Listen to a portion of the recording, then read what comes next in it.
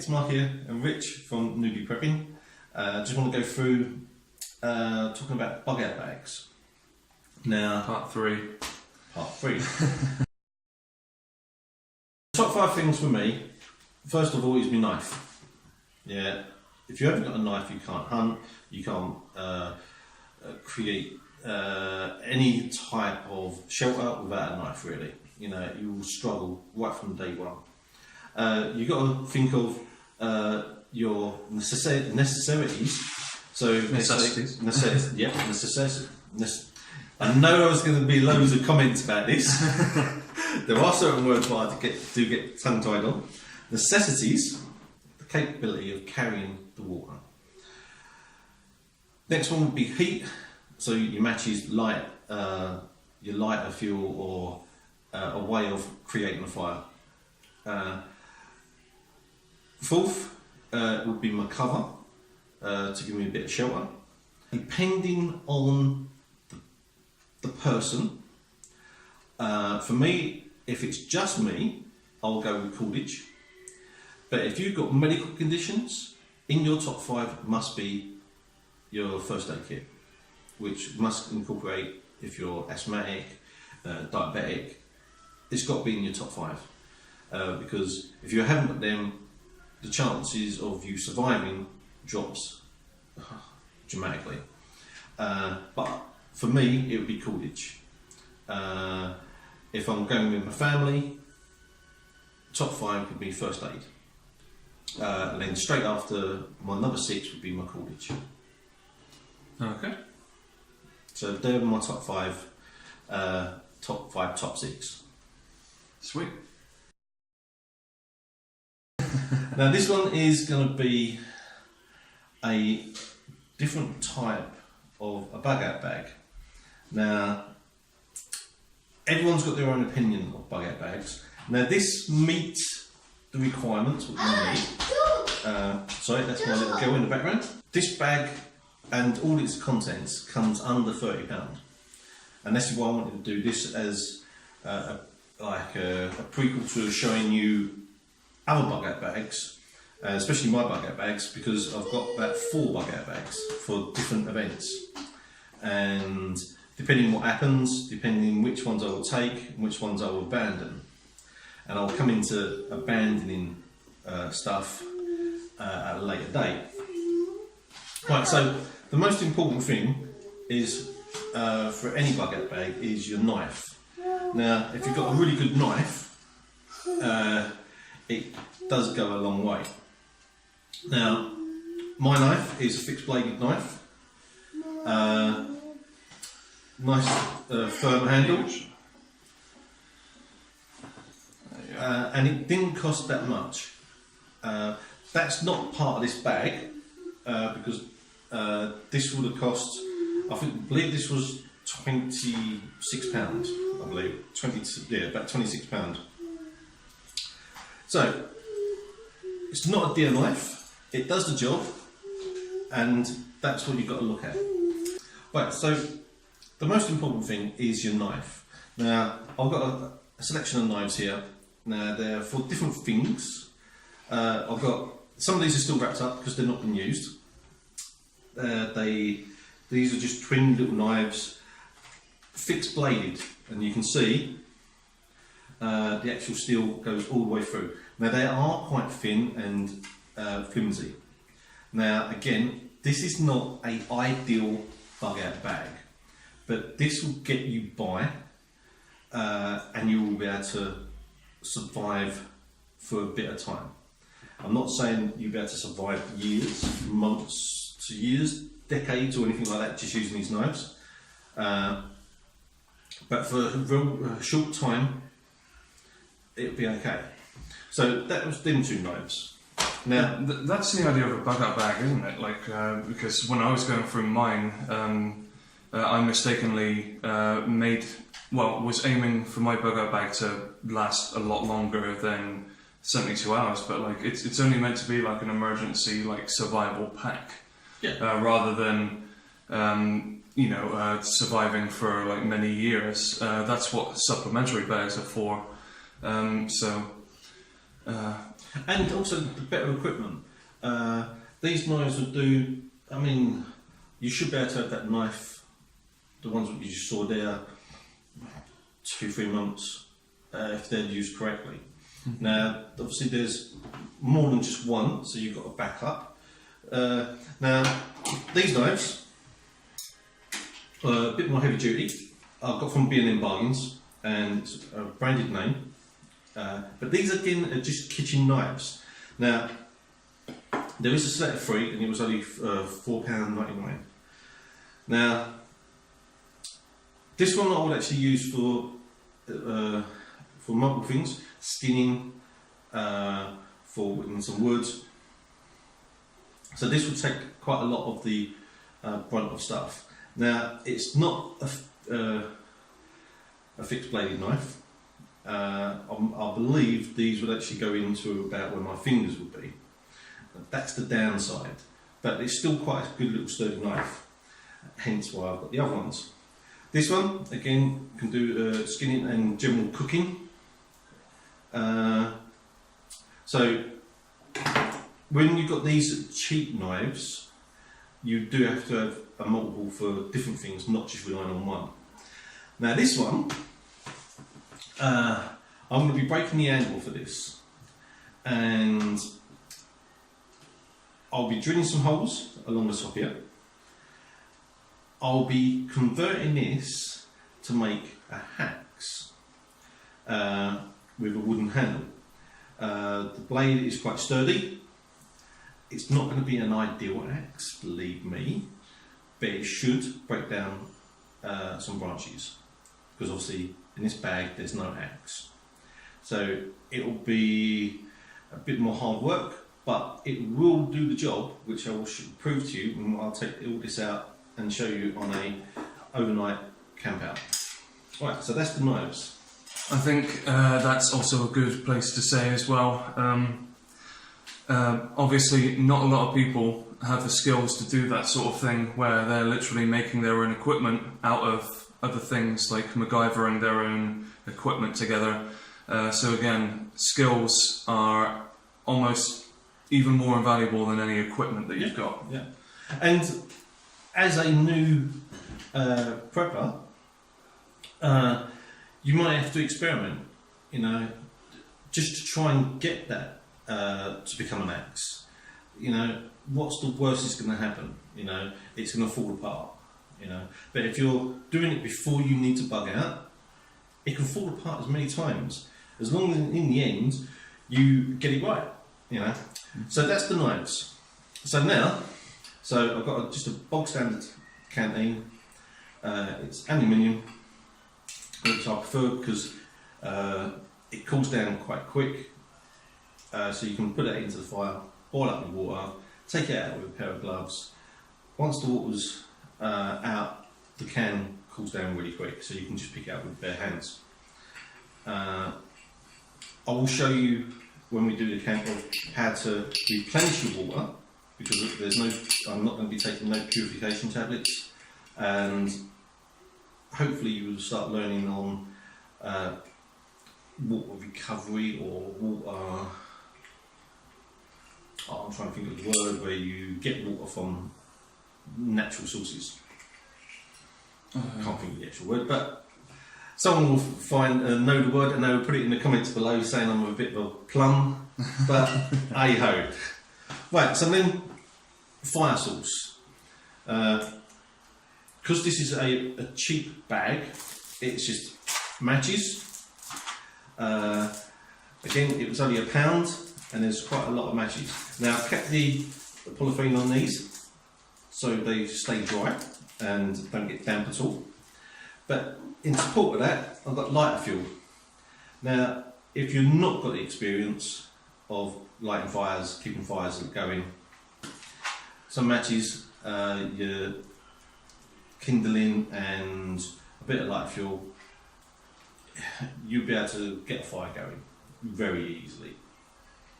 Would I have this in my bug out bag as a more experienced person? No, not really, because there's other things what you can use what takes up less space than all that. So that's the fire source. Going into some cordage. Now, some people have this in their top 5, some people don't. I prefer paracord, but paracord you can't really get the quantity what you need for under £30 with everything else. So this is just gardening cord. Like a twine sort of material? Yeah. Or? Yeah. Not ideal, but it will get you by. You'll be able to rope up your camp, build your like your shield walls, like the shield for the walls, and tie off all the branches you need with this. And there's quite a lot of it in there. It doesn't say how much, but I believe there's at least about 100 foot there. I believe. Something like that for £1? Yeah. And then you also got the can afterwards, which you can use either as a cup, as long as it's not leaking, or you can use it to for just storing things. Another one for your top 5, if it's one of your top 5, and it's a first aid kit. Okay, again, it's just a cheap, nasty one, but it's a first aid kit. It's got some plasters in there. There is a bandage. It's got some wipes. Again, it's only a cheap one. Right. Cover. Now, these are ground sheets, which so it's only £1 again. So I've got to pick up 2 because one you can have, one will be on the ground, and the other one you can use as a cover. There are 2 metres by 1 metre, so you've got 2 of them. So you can even, if you need something bigger, you've got 2 of them where you can stick together. And the extra one was a waterproof like tarpaulin. It has got ringlets on it, which is really good, so you can actually tie it off a lot easier. Again, it's not massive. It's only 1.8 to 1.2 metres. Again, these are only small, but they will get you by. So there's 3 covers in total. 1 would be for the ground if you need it, and 2 you can use as covers. And that would actually, if you do it correctly, it would actually give a barrier of air between the 2, will give you a bit more insulation. Right, so now going on to doing the fire.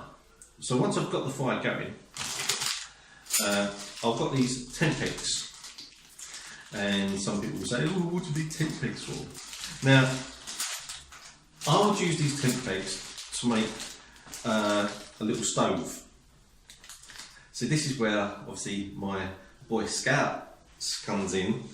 You put 4 of them and put it down, and you get these tin foil containers, and you have it so they're rested, if you saw that, in the actual middle. So now you've got like a little pot, or you can just stick that straight on the fire and cook whatever you've got inside straight off the fire. Being aluminium, yes, they will get hot, but they will cool down really quickly, so you'll be able to pick up the edges. You could skewer the tent pegs through the bottom of it, and keep it like this. So the fire will be underneath, and then you could use that just another one on top to boil water. Again, this is all for your cooking implements. Right, so that's that part. So now, the freebie bits and pieces. Right, get these wherever you can. Like, so there's a little bit of tissue, always handy to have. There's some ketchup, obviously branded salt, another branded napkin, some more salt. If you like pepper, get the pepper ones. There's also, you can get vinegar. Now these, all free. Just pick up a couple when you buy your coffees. I've got 2 spoons, so now I can eat properly and I didn't have to pay anything for these. Obviously these were just stirring sticks, but you could use these as your tinder and help start your fire. Break them in half, just pile them on, get your small thinner twigs, put them on, and let your fire build up. Obviously, always remember, try and keep your fire in a little teepee, so air can circulate from the bottom and you build it up that way. So these were the freebies. There was a backpack, a fold-away rucksack. It's put it down as. It was £1. It's ideal for just getting everything together.